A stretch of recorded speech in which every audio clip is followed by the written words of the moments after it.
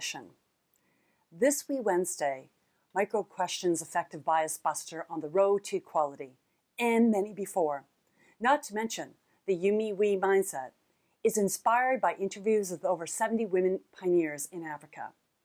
What you may not know is by profiling these leaders, I have another objective: to expose the world to knowledge, innovation, and leadership that so many of these women in developing countries possess.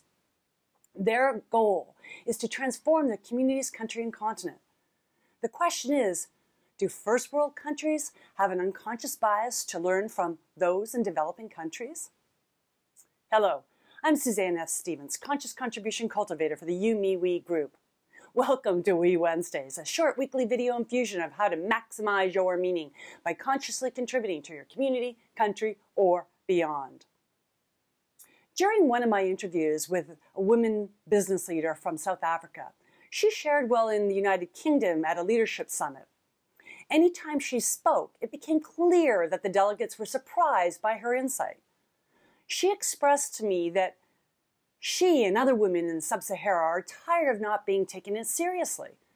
Does the West not know we are educated at the same schools? She's very frustrated, and her frustration stuck with me. Although it wasn't my intention initially to create WisdomExchangeTV.com, her insight inspired me to use the interviewee's expertise, inspiration, and motivation to share with other leaders and entrepreneurs internationally. If people from developing countries who have limited resources could persevere and transform their communities, what can we learn and apply internationally to have a more profound impact in society? Perhaps the Westerners can now be the students, and women that are African leaders could soon become the teachers. Now, the truth is, just because you're selling an idea doesn't mean people's bias will buy it. As a result, in all my speaking, training, and weWednesdays and blogs, well, I balance inspiration with local practical application. Thanks to Beans Gowanus, previous Social Affairs Commissioner for the African Union, who inspired the use of micro-questions to expose motivations, unconscious biases, and establish a window to understand another's perspective. What is a micro-question? Well, they're specific short questions that expose the root of reasoning for making a particular decision. Micro-questions expose unconscious biases. When we interviewed Beans Gowanus, we discussed the power of asking questions, particularly seeking understanding through the powerful question of why. As a woman who has spent most of her life in pursuit of equality for women, she explains the obligations for not only women to ask why, but for men. The commissioner talks about what equality means. She says, "It is not equal to men because there is no man's standard that I want to be equal to.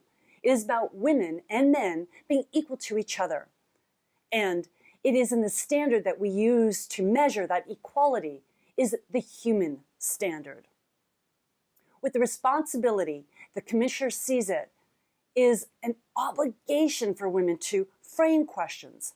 Ask the questions such as, why does this rule exist?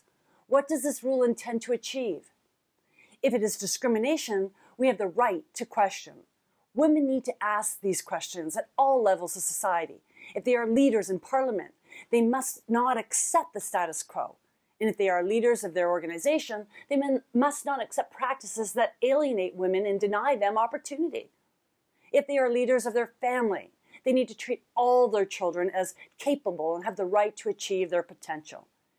And if you are a child, just as a leader of your life, you need to ask, why does my brother not help with the dishes?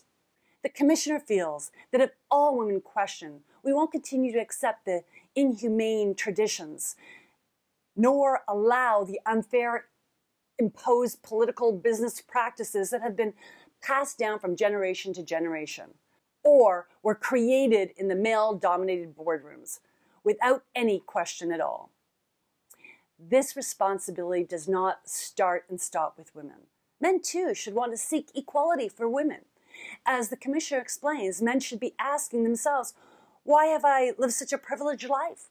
Why do we do the things we do? Why am I treated as a superior to a woman? Many women I have interviewed agree that there are consequences to being vocal, from speaking up for one's rights to question a man privately or publicly. Common accusations are that she may want to become a man, or she is power hungry, or that she is too ambitious. The past commissioner handles these accusations in a similar way to promoting equality, and that is to ask questions. Is it wrong to be ambitious? Is it wrong to have power? Although the above comments are in the African context, Westerners too were stuck in some old paradigms. That is until 2018, when these issues resurfaced and momentum has been reignited with the Me Too movement. With persistence, micro questions will move us to understanding, then to busting biases. As a society, only when we all start to question will we be able to benefit from the contribution of all human beings to our family, communities, companies, and countries. Asking and understanding each other's perspective will be the only way to bring about positive change, where all people can be treated as equal according to the human standard. I've always been a question advocate. Questioning is necessary for understanding and a catalyst to win new business, to lead teams, to collaborate with partners, or in questioning our equality. She, he, or there who asks a question is the one who controls the conversation. Ultimately, the one who asks the question is also the one who has the power to transform the situation. When it comes to your future and your societies, a few questions can lead to understanding and be the foundation of positive change for all mankind. Thank you, Beans, for being a bias buster and providing micro questions to expose unconscious biases.